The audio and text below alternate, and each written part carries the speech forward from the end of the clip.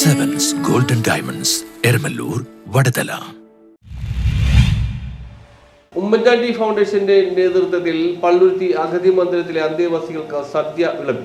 ഉമ്മൻചാണ്ടി ഫൗണ്ടേഷന്റെ നേതൃത്വത്തിൽ ഉമ്മൻചാണ്ടിയുടെ 1ാം ചരമവാർഷിക ദിനത്തോടനുബന്ധിച്ച് പള്ളുരുത്തി അഗതി മന്ദിരത്തിലെ അന്തേവാസികൾക്ക് സദ്യ ഒരുക്കി. പുഷ്പാർച്ചനയും അനുസ്മരണ സമ്മേളനവും മുൻ മന്ത്രി ഡൊമിനിക് പ്രസന്റേഷൻ ഉദ്ഘാടനം ചെയ്തു. ഇവിടുത്തെ അന്തേവാസികളെ പോലുള്ള സാധാരണക്കാരായി അദ്ദേഹം ജീവിച്ചതും പ്രവർത്തിച്ചതും മുഖ്യമന്ത്രി എന്ന നിലയ്ക്കുള്ള അദ്ദേഹത്തിൻ്റെ ആ അധികാരം പ്രയോഗിച്ചതും സാധാരണക്കാർക്ക് വേണ്ടിയാണ്.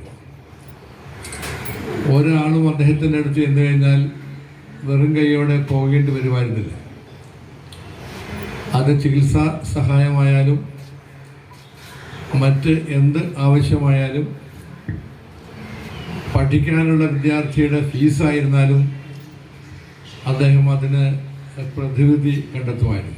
കേരളത്തിൽ സാർവത്രികമായ പെൻഷൻ സമ്പ്രദായം ഏർപ്പെടുത്തിയ അദ്ദേഹമായിരുന്നു. അദ്ദേഹം മുഖ്യമന്ത്രിയാകുമ്പോൾ അന്ന്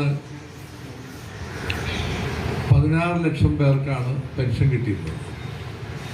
കേവലം 600 രൂപ മാത്രം. അദ്ദേഹത്തിൻ്റെ ജനസമ്പർക്ക പരിപാടിയിൽ പങ്കെടുത്ത പലരും അദ്ദേഹത്തോട് പറഞ്ഞു.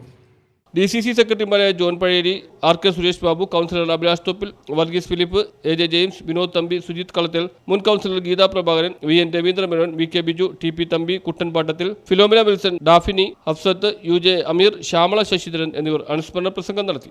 സമൂഹത്തിലെ നിർധനരും പാവപ്പെട്ടവരും ദാരിദ്ര്യം അനുഭവിക്കുന്നവരും ബുദ്ധിമുട്ട് അനുഭവിക്കുന്നവരെയും ചേർത്ത് പിടിച്ചുകൊണ്ടായിരുന്നു ഉമ്മൻചാണ്ടി തൻ്റെ പൊതുപ്രവർത്തനവുമായി മുന്നോട്ട് പോയിരുന്നത്.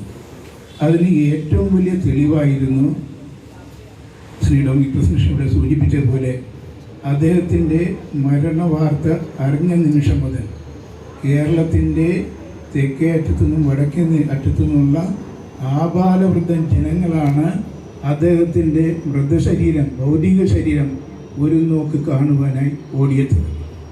തിരുവനന്തപുരം എയർപോർട്ട് മുതൽ പുതുപ്പള്ളിയിൽ അദ്ദേഹത്തിൻ്റെ വസതി വരെ അദ്ദേഹത്തിൻ്റെ ഭൗതിക ശരീരം എത്തിക്കുവാൻ 2 ദിവസം വേണ്ടി വന്നു. News bureau, Palluruthy.